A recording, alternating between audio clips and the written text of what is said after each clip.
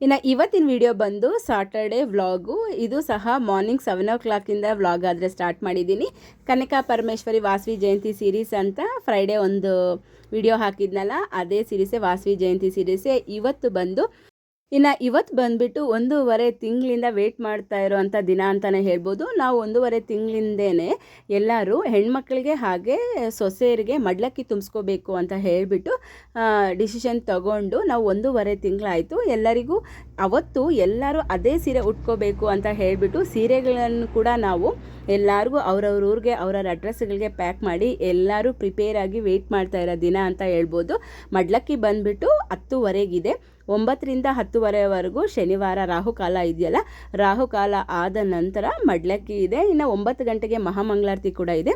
ನಾನೇನು ದೇವಸ್ಥಾನಕ್ಕೆ ಹೋಗ್ತಾ ಇಲ್ಲ, ನಾನು 10:30 ನಂತರ ದೇವಸ್ಥಾನಕ್ಕೆ ಹೋಗ್ತೀನಿ. ಏನಪ್ಪ ಇದು ಮಾಡ್ತಾ ಇರೋದು ಒಂದು ಹೇಳ್ತಾ ಇರೋದು ಒಂದು ಅಂತ ಅನ್ಕೊತಾ ಇದ್ದೀರಾ? ಏನೂ ಇಲ್ಲ, ನಿನ್ನೆ ರಾತ್ರಿ ಅನ್ನ ಜಾಸ್ತಿ ಮಾಡಿಬಿಟ್ಟಿದ್ದೀನಿ. ತುಂಬ ಅನ್ನ ಉಳಿದೋಗಿತ್ತು. ಈಗಿನ ಕಾಲದಲ್ಲಿ ಅನ್ನ ಬಿಸಾಕಾಗುತ್ತಾ? ಈಗಿನ ಕಾಲದಲ್ಲೇ ಅಲ್ಲ, ಆಗಿನ ಕಾಲದಲ್ಲಾಗಲಿ, ಆಗಿನ ಕಾಲ ಆಗಲಿ ಈಗಿನ ಕಾಲ ಆಗಲಿ ಅನ್ನ ಬಿಸಾಕೋಕ್ಕಾಗಲಿ ನನಗೆ ಫುಡ್ ವೇಸ್ಟ್ ಮಾಡೋಕ್ಕಂತೂ ಇಷ್ಟ ಆಗೋದಿಲ್ಲ. ಸಾಧ್ಯವಾದಷ್ಟು ಅಳತೆಗಳ ಪ್ರಕಾರನೇ ಮಾಡ್ತೀನಿ, ಕಡಿಮೆ ಮಾಡ್ಕೊಳ್ಳೋಕೆ ಟ್ರೈ ಮಾಡ್ತೀನಿ.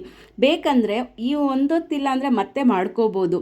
ಆದರೆ ಅನ್ನ ಬಿಸಾಕ್ಬಿಟ್ರೆ ಅದರ ಬೆಲೆ ಕಷ್ಟಪಟ್ಟವ್ರಿಗೆ ಗೊತ್ತಾಗುತ್ತೆ ಅಂತ ಹೇಳ್ತಾರಲ್ಲ, ಯಾವುದನ್ನು ಅನುಭವಿಸಿದವ್ರಿಗೆ ಗೊತ್ತಾಗುತ್ತೆ ಅದರ ಬೆಲೆ ಏನು ಅಂತ. ಯಾಕಂದರೆ ನಾನಾಗಲಿ ನಮ್ಮ ಮನೆಯವರಾಗಲಿ ನಮಗೆ ತಿಂಡಿ ಬೆಲೆ ತುಂಬ ಗೊತ್ತು. ಯಾಕಂದರೆ ಅದ್ರ ಕಷ್ಟದಿಂದ ಬಂದವರು ನಾವು. ನಾನು ಸಾಮಾನ್ಯವಾಗಿ ಬಿಸಾಕೋಕ್ಕೆ ಹೋಗಲ್ಲ.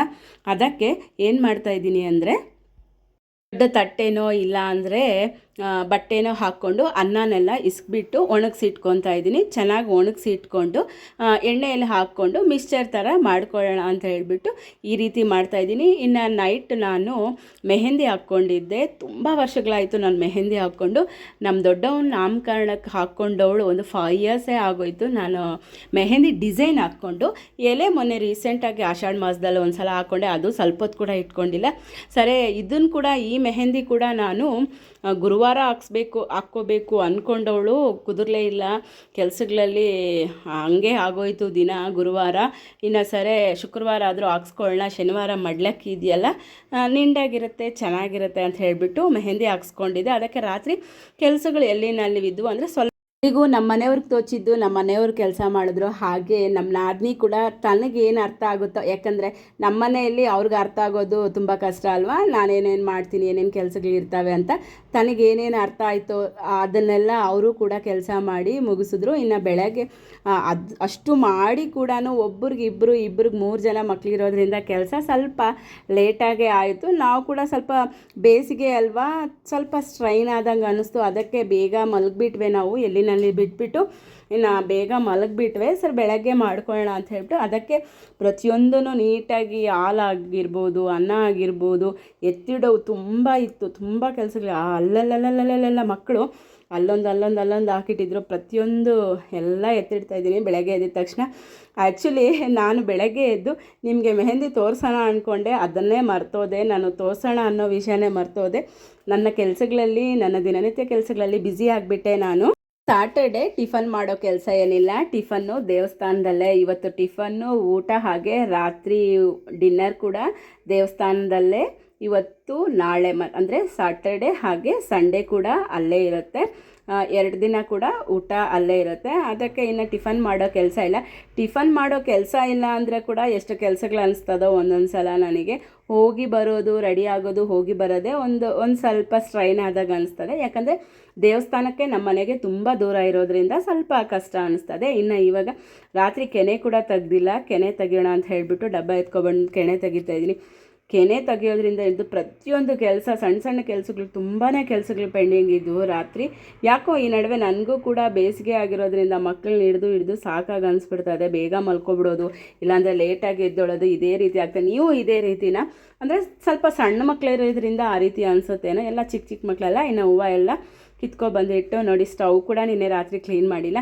ಹೀಗಿದೆ ಮನೆ. ಅದಕ್ಕೆ ಎಲ್ಲ ಪ್ರತಿಯೊಂದೂ ಒಂದು ಕಡೆಯಿಂದ ಕ್ಲೀನ್ ಮಾಡ್ಕೊಂಡು ಬರ್ತಾಯಿದ್ದೀನಿ. ಕ್ಲೀನ್ ಮಾಡಿದ ನಂತರ ಕೂಡ ತೋರಿಸ್ತೀನಿ ಹೇಗಿದೆ ಅಂತ, ನೀವೇ ನೋಡಿಬಿಡಿ. ಎಲ್ಲ ಸಿಂಕಿಂದ ಹಿಡಿದು ಸ್ಟವ್ವಿಂದ ಹಿಡಿದು ಸ್ಟವ್ ಮೇಲೆ ರಂಗೋಲಿ ಎಲ್ಲ ಹಾಕಿ ಎಲ್ಲ ಕ್ಲೀನ್ ಮಾಡಿ ಇಟ್ಟೆ. 9 ಗಂಟೆ ಆಗೋಷ್ಟರಲ್ಲಿ ಎ ಟು ಝೆಡ್ ಎಲ್ಲ ಕಿಚನ್ ಎಲ್ಲ ಕ್ಲೀನ್ ಮಾಡಿಬಿಟ್ಟೆ. ನನಗೆ ಒಂದಿನ ಸ್ಟವ್ ಕ್ಲೀನ್ ಮಾಡಿಲ್ಲ ಅಂದರೆ ಕೂಡ ಸಮಾಧಾನ ಆಗೋದಿಲ್ಲ ನನಗೆ. ಕ್ಲೀನಿಂಗೆ ಅಲ್ಲ, ಮಕ್ಕಳು ಕೂಡ ಸ್ನಾನ ಮಾಡಿ ರೆಡಿ ಮಾಡಿ ದೇವಸ್ಥಾನಕ್ಕೆ ಕೂಡ ಕಳಿಸಿ ಆಯಿತು. ಅವರು ದೇವಸ್ಥಾನಕ್ಕೆ ಹೋದ ನಂತರ ನಾನು ನಮ್ಮ ನಾದಿನಿ ರೆಡಿ ಆದ್ವಿ. ಸಾಧಾರಣವಾಗಿ ಯಾವಾಗಲೂ ನಾನೇ ದೀಪ ಹಚ್ತಾ ಇರ್ತೀನಲ್ಲ, ಅದಕ್ಕೆ ನಮ್ಮ ನಾದಿನಿಗೆ ನಾನೇ ಕೇಳಿದೆ, ದೀಪ ಹಚ್ತೀರಾ ಅಂತ ಕೇಳಿದೆ. ಅಯ್ಯೋ ಅದೇನು ಭಾಗ್ಯ, ನಾನೇ ಹಚ್ತೀನಿ ಬಿಡು ಅಂತ ಹೇಳಿಬಿಟ್ಟು, ನೀನು ರೆಡಿ ಆಗು. ಅಷ್ಟರಲ್ಲಿ ನಾನು ರೆಡಿ ಆಗೋದಂದರೆ ನಾನು ಇನ್ನೂ ಕುಚ್ಚು ಹಾಕ್ಕೋಬೇಕಿತ್ತು. ಕುಚ್ಚು ಹಾಕ್ಕೊಂಡು ರೆಡಿ ಆಗೋಣ ಅಂತ ಅನ್ನಿಸ್ತು ನನಗೆ, ಅದಕ್ಕೆ ಕುಚ್ಚು ಹಾಕ್ಕೋಬೇಕಿತ್ತು.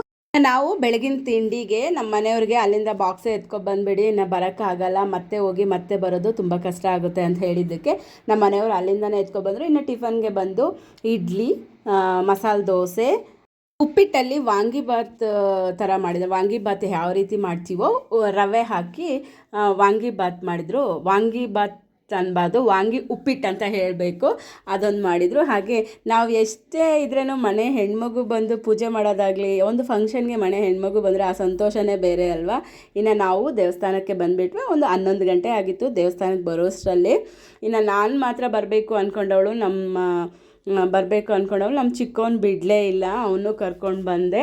ನಾನು ಹೋಗೋಷ್ಟರಲ್ಲೇ ಮಡ್ಲಕ್ಕಿ ಸ್ಟಾರ್ಟ್ ಆಗಿಬಿಟ್ಟಿತ್ತು. ಒಬ್ರಿಗೊಬ್ರು ಇಟ್ಕೊತಾ ಇದ್ರು. ಸ್ವಲ್ಪ ಮಡ್ಲಕ್ಕಿ ಬಗ್ಗೆ ಹೇಳಬೇಕಂದ್ರೆ ನನಗೆ ಒಂಚೂರು ಕ್ಲಮ್ಸಿ ಅನ್ನಿಸ್ತು. ಯಾಕಂದರೆ ಒಂದು 2-3 ಹತ್ರ ಇಟ್ಕೊತಾ ಇದ್ರು. ಆ ರೀತಿ ಇಲ್ಲದೆ ಏನೋ ಒಂದು ಸೀಕ್ವೆನ್ಸ್ ಏನಾದರೂ ಇದ್ದಿದ್ರೆ ಚೆನ್ನಾಗಿರೋದೇನೋ ಅನ್ನಿಸ್ತು. ಎಲ್ಲರಿಗೂ ಅವಕಾಶ ಸಿಕ್ತು, ಎಲ್ಲರೂ ಇಟ್ಕೊಂಡ್ರು, ಎಲ್ಲರೂ ಹ್ಯಾಪಿ ಆದ್ವಿ. ತುಂಬ ಚೆನ್ನಾಗಿತ್ತು ಪ್ರೋಗ್ರಾಮ್ ಕೂಡ. ಮಡ್ಲಕ್ಕಿ ಇಟ್ಟಿದ್ದು ತುಂಬ ಸಂತೋಷ ಆಯಿತು. ನಾವು 14 ವರ್ಷ ಹಿಂದೆ ಇದೇ ರೀತಿ ಮಡ್ಲಕ್ಕಿ ಕೂಡ ತುಂಬಿಸ್ಕೊಂಡ್ವಿ. ಆವಾಗ ಬರೀ ಹೆಣ್ಮಕ್ಳಿಗೆ ಮಾತ್ರ ಮಾಡಿದ್ವಿ. ಈ ಸಲ ಹೆಣ್ಮಕ್ಳಿಗೆ ಹಾಗೆ ಸೊಸೆಯರು ಕೂಡ ಮಡ್ಲಕ್ಕಿ ತುಂಬಿಸ್ಕೊಂಡ್ರು. ನಾನು ತುಂಬ ದಿನ ಆಯಿತು ಕುಚ್ಚು ಹಾಕ್ಕೊಂಡು ಹಾಗೆ ಮಾಟಿಗ್ಲು ಹಾಕ್ಕೋಬೇಕು ಅಂತ ಆಸೆ ಆಯಿತು. ಇವತ್ತು ನಾನು ಮಾಟಿಗ್ಲು ಹಾಕ್ಕೊಂಡು ಕುಚ್ಚು ಹಾಕ್ಕೊಂಡು ರೆಡಿಯಾಗಿ ಬಂದಿದ್ದೀನಿ. ನಾನೊಬ್ಬಳೇ ಅನಿಸುತ್ತೆ ಅಲ್ಲಿ ಕುಚ್ಚು ಹಾಕ್ಕೊಂಡಿರೋದು, ಇನ್ಯಾರೂ ಕುಚ್ಚು ಹಾಕ್ಕೊಂಡು ಬಂದಿರಲಿಲ್ಲ. ತುಂಬ ಚೆನ್ನಾಗಿ ಆರ್ಗನೈಸ್ ಮಾಡಿದರು. ಎಲ್ಲ ಚೆನ್ನಾಗಿತ್ತು. ಹಾಗೆ ಪ್ರತಿಯೊಬ್ಬರೂ ತುಂಬ ಸಂತೋಷವಾಗಿ ಮಾಡಿದ್ದನ್ನು ತೃಪ್ತಿ ಪಟ್ಟಿದ್ದಾರೆ ಅಂತ ನಾನು ಅಂದ್ಕೊತಾ ಇದ್ದೀನಿ. ಇದಾದ ನಂತರ ಇನ್ನು ಯೂಶ್ವಲಿ ಎಲ್ಲರಿಗೂ ಹೇಳೋಂಗೆ ಇಲ್ಲ ಅಲ್ಲ, ಮಾಮೂಲಿಯಾಗೆ ನಾವು ಏನಾದರೂ ರೆಡಿಯಾಗಿದ್ದೀವಿ ಅಂದರೆ ಫೋಟೋಸು, ವೀಡಿಯೋಸು, ರೀಲ್ಸು ಇದೆಲ್ಲ ಮಾಡ್ದಿರ ಸುಮ್ಮನೆ ಇರ್ತೀವ. ಹಾಗೆ ನಾವು ಕೂಡ ಅಷ್ಟೇ. ಇನ್ನು ಇಷ್ಟು ಜನ ಒಂದೇ ಸ್ಯಾರಿನಲ್ಲಿ, ಇಷ್ಟು ಜನ ಹೆಣ್ಮಕ್ಳು ಹಾಗೆ ಸೊಸೆಯರು ಎಲ್ಲ ನೋಡಿ ನಾವು ಕೂಡ ಫೋಟೋಸು, ರೀಲ್ಸು, ಪಿಕ್ಸು ಯಾವ್ಯಾವ ಸ್ಟೈಲಲ್ಲಿ ಬೇಕೋ, ಏನೇನು ಮಾಡಬೇಕೋ ಎಲ್ಲ ತಕ್ಕೊಂಡು, ಮಾಮೂಲಿಯಾಗಿ ಹೆಣ್ಮಕ್ಳಿಗೆ, ಅದರಲ್ಲೂ ಸಹ ಮದುವೆ ಆದ ಹೆಣ್ಣು ಮಕ್ಕಳಿಗೆ ಮಡ್ಲಕ್ಕಿ ತುಂಬಿಸೋದಾಗಿರ್ಬೋದು, ಮಡ್ಲಕ್ಕಿ ಮತ್ತೊಬ್ಬರಿಗೆ ಇಡೋದಾಗಿರ್ಬೋದು ತುಂಬ ಇಷ್ಟ ತುಂಬ ಇಷ್ಟ ಮತ್ತು ಪ್ರಾಮುಖ್ಯತೆ ಕೂಡ ಕೊಡ್ತೀವಿ. ನೋಡ್ತಾ ಇದ್ದರೆ ನಿಮಗೆ ಗೊತ್ತಾಗುತ್ತೆ. ಮಡ್ಲಕ್ಕಿ ತುಂಬಿಸ್ತಾ ಇದ್ದರೆ ಪ್ರತಿಯೊಬ್ಬರು ಕಣ್ಣಲ್ಲಿ ಆ ಕಾಂತಿ ಆಗಿರ್ಬೋದು, ಫೇಸಲ್ಲಿ ಆ ಸ್ಮೈಲ್ ಆಗಿರ್ಬೋದು, ತುಂಬ ಸಂತೋಷ ಹೆಣ್ಮಕ್ಳಿಗೆ ಮಡ್ಲಕ್ಕಿ ತುಂಬಿಸೋದು ಅಂದರೆ. ಈ ಒಂದು ಕಾರ್ಯಕ್ರಮನ 108 ಜನಕ್ಕೆ ಮಡ್ಲಕ್ಕಿ ತುಂಬಿಸೋ ಕಾರ್ಯಕ್ರಮನ ಮಾಡಿರೋದಕ್ಕೆ ತುಂಬ ಸಂತೋಷ ಆಯಿತು. ಹಾಗೆ ಇದನ್ನು ಮಾಡಬೇಕು ಅಂತ ಹೇಳಿದಾಗ ಪ್ರತಿಯೊಬ್ಬರೂ ಮಾಡೋಣ ಅಂತ ಸಪೋರ್ಟ್ ಮಾಡಿ, ಹಿಂದೆ ಸಪೋರ್ಟ್ ಮಾಡಿದವರು, ಮುಂದೆ ಸಪೋರ್ಟ್ ಮಾಡಿದವರು, ಅದಕ್ಕೆ ಬೇಕಾಗಿರುವ ಪ್ರತಿಯೊಂದು ಸಾಮಗ್ರಿಯನ್ನು ನಾವು ಕೊಡ್ತೀವಿ, ನಾವು ಮಾಡ್ತೀವಿ ಅಂತ ಪ್ರತಿಯೊಬ್ಬರಿಗೂ ತುಂಬ ಥ್ಯಾಂಕ್ಸ್ ಅಂತ ಹೇಳಬೇಕು. ಇಂತಹ ಒಂದು ಕಾರ್ಯಕ್ರಮನ ಹಮ್ಮಿಕೊಂಡು ಅದನ್ನು ಸಕ್ಸಸ್ಫುಲ್ಲಾಗಿ ಮಾಡಬೇಕಂದ್ರೆ ಅಷ್ಟೊಂದು ಈಸಿ ಅಲ್ಲ. ಯಾಕಂದರೆ ಮನೆಗಳಲ್ಲಿ ನಾವು ಒಬ್ರಿಗೆ ಇಬ್ಬರಿಗೆ ಇಡಬೇಕಂದ್ರೇ ಎಷ್ಟೋ ಕಷ್ಟ ಆಗುತ್ತೆ. ಅಂಥದ್ದು ಇಲ್ಲಿ ಹತ್ರ 110 ಜನಕ್ಕೆ ಮಡ್ಲಕ್ಕಿ ತುಂಬಿಸೋದಂದರೆ ಅಷ್ಟೊಂದು ಈಸಿ ಕೆಲಸ ಅಂತೂ ಅಲ್ವೇ ಅಲ್ಲ. 108 ಮಡ್ಲಕ್ಕಿ ಕಾರ್ಯಕ್ರಮ ಇಷ್ಟೊಂದು ಅದ್ಭುತವಾಗಿ, ಅದ್ಧೂರಿಯಾಗಿ, ಸಂತೋಷವಾಗಿ ನಡಿಬೇಕಂದ್ರೆ ಆ ವಾಸವಿ ಮಾತೆ ಅನುಗ್ರಹ ಇಲ್ಲದೆ ಖಂಡಿತ ನಡೆಯೋಕ್ಕೆ ಸಾಧ್ಯನೇ ಇಲ್ಲ.